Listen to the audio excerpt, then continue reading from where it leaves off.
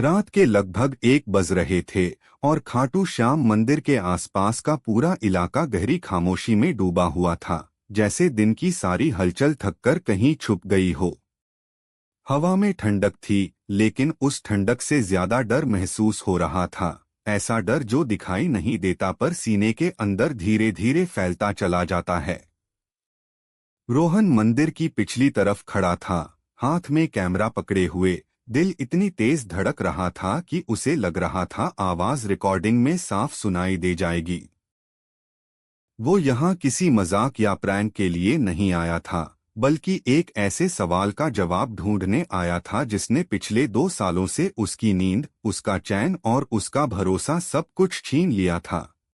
रोहन ने camera on किया और धीमी आवाज में बोलना शुरू किया कि आज वो उस जगह पर रात बिताने वाला है जहां लोग कहते हैं कि खाटू श्याम बाबा खुद आते हैं, खुद अपने भक्तों को देखते हैं और जो टूट चुके होते हैं उन्हें बिना कुछ कहे संभाल लेते हैं।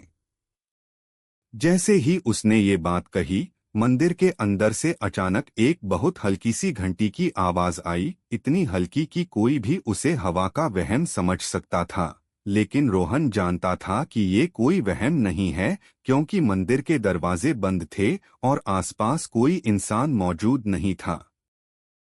उसी पल कैमरे की स्क्रीन थोड़ी सी हिलने लगी और उसमें हल्की हल्की लकीरें दौड़ गईं, मानो कोई अनदेखी चीज रिकॉर्ड होने से रोकना चाहती हो। रोहन ने डर को निगलते हुए सीढ़ियों की तरफ कदम बढ़ाया और हर कदम के साथ उसके दिमाग में उसकी माँ की तस्वीर उभरती चली गई। वही माँ जो अस्पताल के बेड पर लेटी हुई उससे बस इतना कहकर चली गई थी कि अगर जिंदगी में कभी बहुत अकेला महसूस करे तो खाटू जरूर आना, क्योंकि वहाँ कोई ना कोई तेरा हाथ जरूर थाम लेगा। तभी अचानक पीछे से एक भारी लेकिन शांत आवाज आई जिसने रोहन को वहीं रोक दिया। आवाज ने बस इतना कहा कि इतनी रात को दर्शन करने का मन कैसे हुआ। और जब रोहन ने पलटकर देखा तो उसके सामने एक साधारण कपड़ों में लिपटा हुआ आदमी खड़ा था, नंगे पैर, माथे पर हल्का सा चंदन और चेहरे पर ऐसी शांति जिसे देखकर डर और बढ़ जाता है।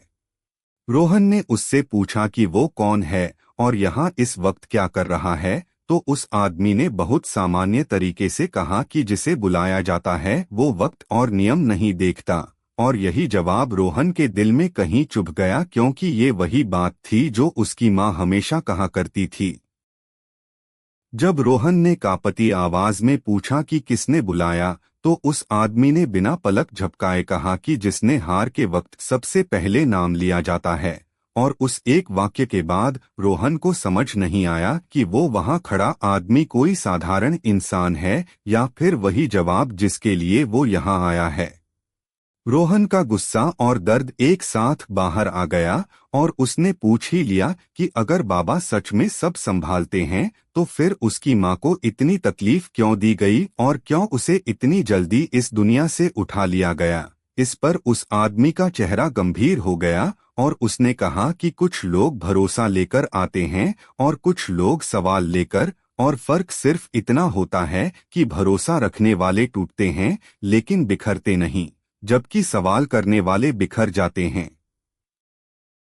उसी पल मंदिर के अंदर से तेज रोशनी बाहर फैलने लगी, इतनी तेज कि रोहन को कुछ पल के लिए अपनी आंखें बंद करनी पड़ी और जब उसने आंखें खोली तो कैमरे में साफ साफ श्याम बाबा की मूर्ति दिखाई दे रही थी और ऐसा लग रहा था जैसे बाबा की नजर सीधे उसी पर उसकी आंखों से आंसू बहने लगे। उसके मुंह से बस यही निकला कि क्या ये सपना है या सच, और तभी एक गूंजती हुई आवाज ने कहा कि ये वही सच है जिसे हर कोई जानना चाहता है लेकिन सह नहीं पाता। मंदिर की दीवारों पर अचानक जैसे जिंदगी के पुराने दृश्य चलने लगे और रोहन ने खुद को अस्पताल के उसी कमरे में खड़ा पाया जहां उसकी मां आखिरी सांसें ले रही थी और जाते जाते उससे कह रही थी कि खाटू जाना मत भूलना, क्योंकि बड़ा देर अगर बाबा छोड़ते नहीं तो फिर ये दर्द क्यों। और उस आवाज ने बड़े शांत लेकिन गहरे लहजे में जवाब दिया कि क्योंकि तूने मुझे आखिरी सहारा समझा जबकि मैं पहला सहारा हूँ, और जब पहला सहारा भूल जाता है तो दर्द जरूरी हो जाता है ताकि इंसान वापस रास्ते पर लौट सके। तभी वही आदमी धीरे धीरे रोशनी में बदलने लगा और रोहन ने मोर मुकुट की हल्की सी झलक और घुंघरुओं की आवाज सुनी। उसके शरीर में जैसे जान ही नहीं बची और वो पूरी तरह जमीन पर लेट गया, हाथ जोड़कर बस यही कहता रहा कि उसे कुछ नहीं चाहिए, बस उसका टूटा हुआ भरोसा वापस कर दिया जाए। पूरा मंदिर अचानक बिल्कुल शांत हो गया। घंटी एक बार और बजी और रोहन के सामने उसकी माँ दिखाई दी, सफेद कपड़ों में, पहले से ज्यादा शांत और मुस्कुराती हुई, जिसने उससे कहा कि वो कहीं नहीं गई है और अब उसकी बारी है किसी और टूटे हुए इंसान का हाथ थामने की और उसे खाटू तक लाने की।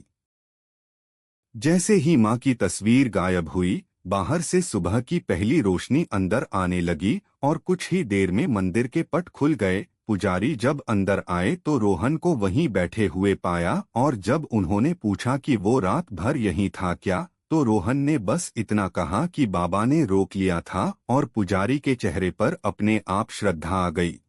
रोहन मंदिर से बाहर निकला, कैमरा उठाया और बेहद शांत आवाज में बोला कि खाटू श्याम डराने के लिए नहीं बुलाते, वो उन लोगों को संभालने के लिए बुलाते हैं जो अंदर से पूरी तरह टूट चुके होते हैं। और ये कहकर उसने कैमरा बंद कर दिया, क्योंकि कुछ अनुभव शेयर करने के लिए नहीं होते, बस महसूस करने के लिए होते हैं। मंदिर की घंटियां लगातार बजती रहीं और भीड़ के बीच श्याम बाबा की मूर्ति वैसी ही मुस्कुराती रही, जैसे हर आने वाले से यही कह रही हो कि अगर भरोसा है तो डरने की कोई वजह नहीं है। अगर आपको ये कहानी पसंद आई हो तो वीडियो को लाइक करें, शेयर करें, कमेंट करें और हमारे चैनल को सब्सक्राइब करें, क्योंकि ऐसी सच्ची, सस्पेंस से भरी और दिल को छू लेने वाली कहानियां हम आपके लिए लाते रहेंगे।